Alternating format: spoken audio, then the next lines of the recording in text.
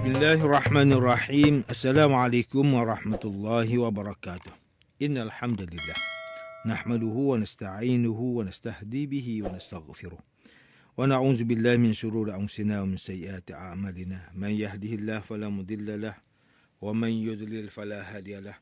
Asyhadu an la ilaha illallah wahdahu la syarika lahu wa asyhadu anna Muhammadan 'abduhu wa rasuluh. Allahumma salli wa sallim ala Sayyidina Muhammad wa ala alihi wa ashabihi wa tabi'in wa man tabi'ahum bi ihsanin ila yaumiddin. A'udzu billahi minasyaitonir rajim. Ya ayyuhalladzina amanu taqullaha haqqa tuqatih wa la tamutunna illa wa antum muslimun. Amma ba'd. Yang berusaha Tuan Haji Ahmad Nazri Muhammad Yusof selaku penerbit rancangan tafsir Al-Quran dan seterusnya sidang pendengar yang dirahmati Allah.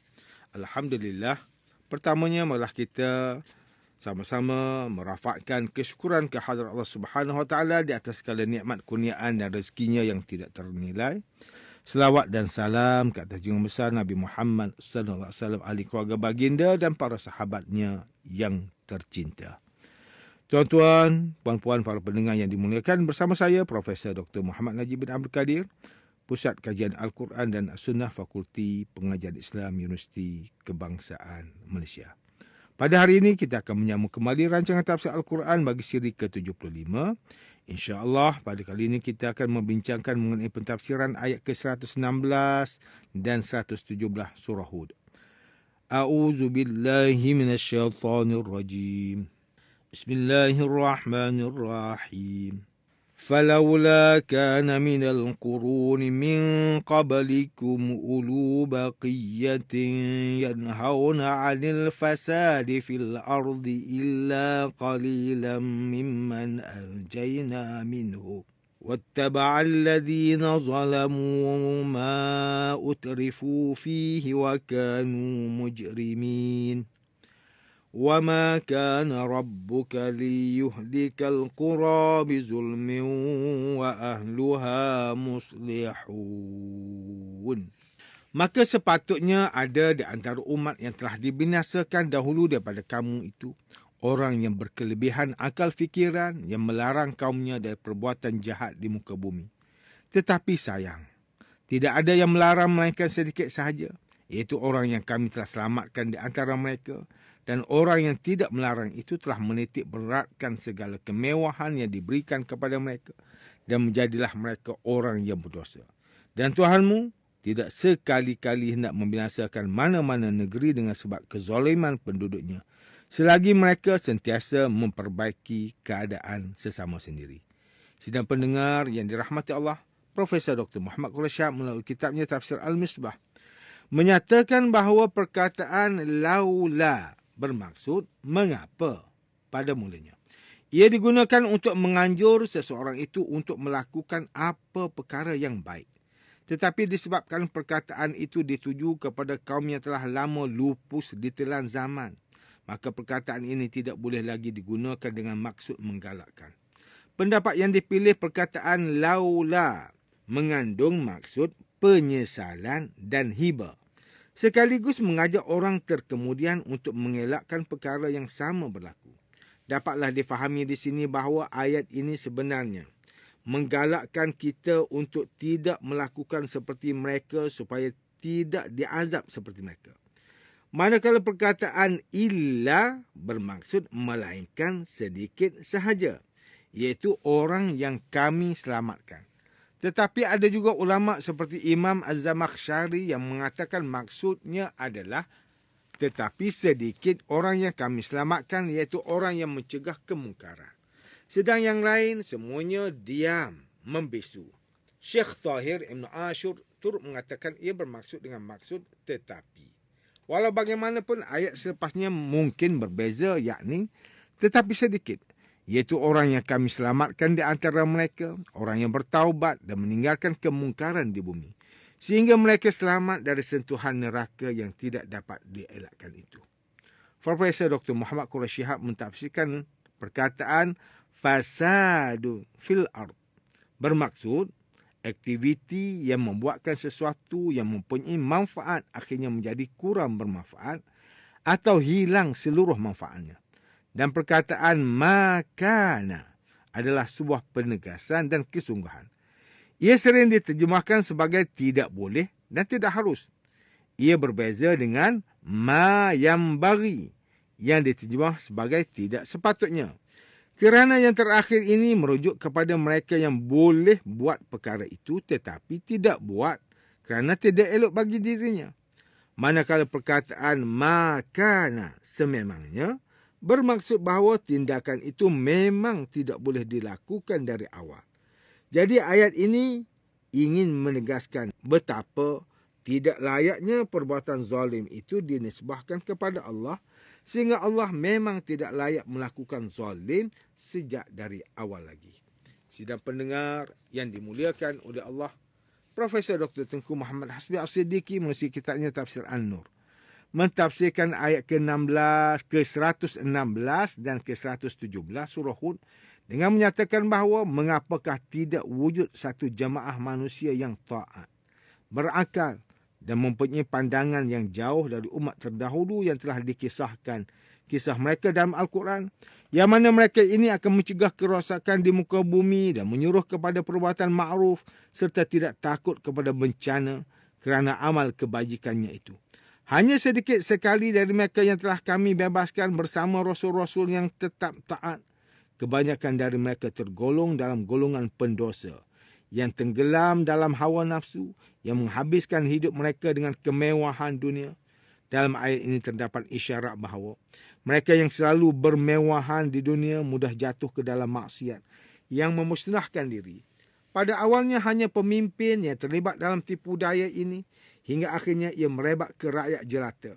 Ada yang mentafsirkan ayat ke-117 surah Hud ini bahawa Allah tidak membinasakan suatu kaum kerana syirik mereka kepada Allah. Tetapi Allah membinasakan mereka apabila mereka melakukan jenayah dalam pergaulan sesama manusia. Seperti mengurangkan timbangan, jenayah LGBT atau sebagainya. Walaupun begitu, Profesor Dr. Tengku Muhammad Hasbi As-Siddiqui lebih cenderung kepada tafsiran bahawa Allah tidak akan mengazab suatu kaum selagi mana kebanyakan ahlinya mengamalkan amar ma'ruf nahi munkar. Manakala Ustaz Marwan Hadidi bin Musa melalui kitabnya Tafsir Hidayatul Ihsan mentafsirkan ayat ke-116 dan 117 surah Hud dengan menyatakan bahawa setelah sebelumnya Allah menyebutkan tentang kebinasaan umat terdahulu yang mendustakan para rasul, maka Allah menyebutkan pula jika sekiranya di kalangan umat itu ada orang utama yang mengajak kepada petunjuk dan melarang perbuatan buruk, tentu mereka akan selamat. Akan tetapi sedikit sekali orang yang melakukannya. Oleh kerana itu umat akan tetap wujud selama mereka mengikuti petunjuk Allah yang dibawa oleh para rasul. Tetapi jika mereka meninggalkannya, maka mereka akan binasa.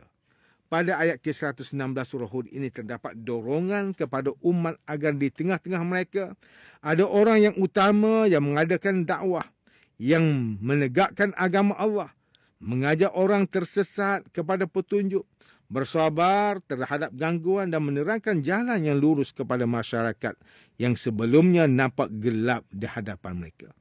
Orang yang melakukan dakwah ini, kedudukannya dalam agama adalah tinggi dan pelakunya menjadi imam dalam agama ini apabila dia melakukannya ikhlas kerana Allah. Tafsiran ayat ke-117 surah Hud adalah Allah tidak akan membinasakan mereka kecuali apabila mereka berbuat zalim sedangkan telah tegak hujah kepada mereka. Maksud ayat ini juga bahawa Allah tidak akan membinasakan negeri-negeri kerana kezaliman mereka yang dahulu apabila mereka telah taubat kembali dan memperbaiki amal mereka. Kerana Allah akan memanfaatkan mereka dan menghapuskan kezaliman mereka yang telah lalu.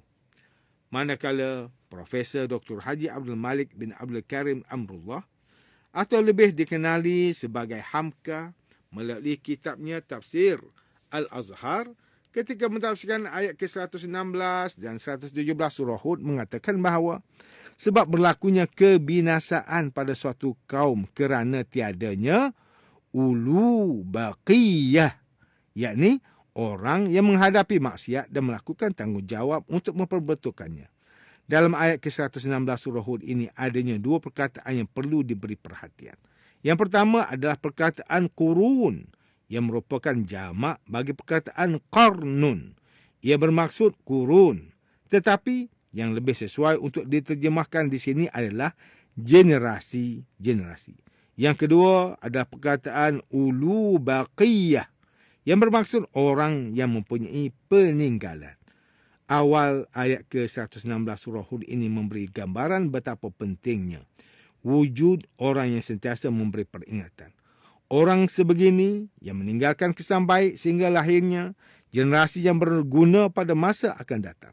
Dalam ayat ini juga mengingatkan kita bahawa Allah tidak mengazab suatu kaum itu kerana generasi yang jahat pada zaman itu. Tetapi Allah azab kerana kaum itu sudah lama tidak ada penegak-penegak kebenaran sehingga lahirnya generasi yang rosak pada zaman itu.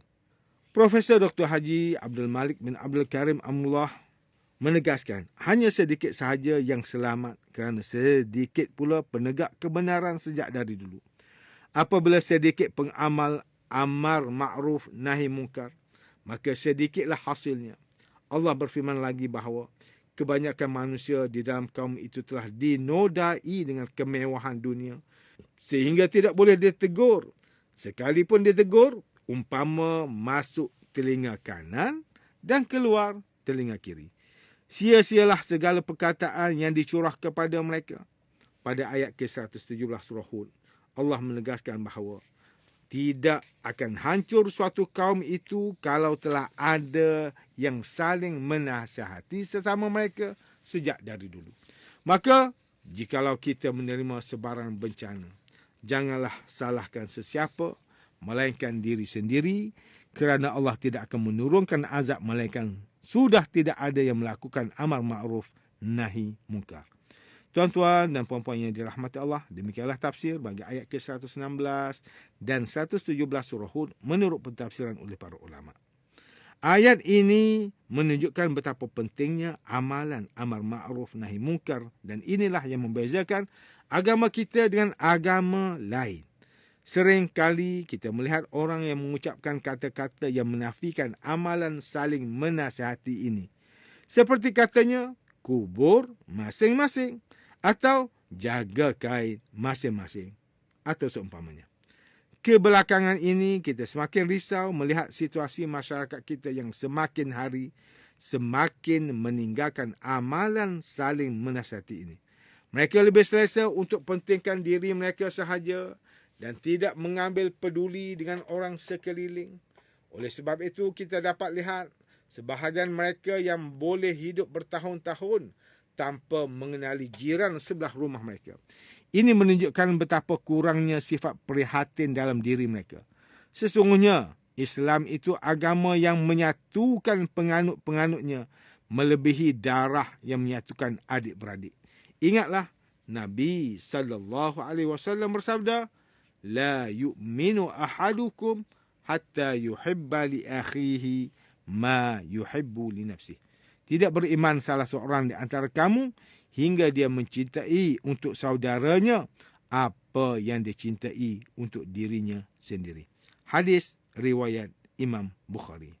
Sidang pendengar yang dimuliakan, antara pengajaran yang boleh kita ambil daripada tafsir ke-116 dan 117 surah Hud ini ialah setiap Muslim hendaklah mengamalkan amar ma'ruf nahi mungkar kerana umat Islam akan sentiasa selamat selagi mana ada yang melaksanakan tanggungjawab itu.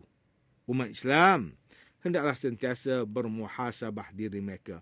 Apabila ditimpa musibah, kerana Allah tidak akan menurunkan azab, melainkan apabila telah tiada amar ma'ruf nahi mungkar yang dijalankan. Sebagai Muslim, kita mesti sentiasa berdoa kepada Allah agar menetapkan hati kita dalam keimanan kepada Allah. Janganlah nikmat-nikmat yang kita dapati di dunia ini menjauhkan kita dari Tuhan pemberi nikmat.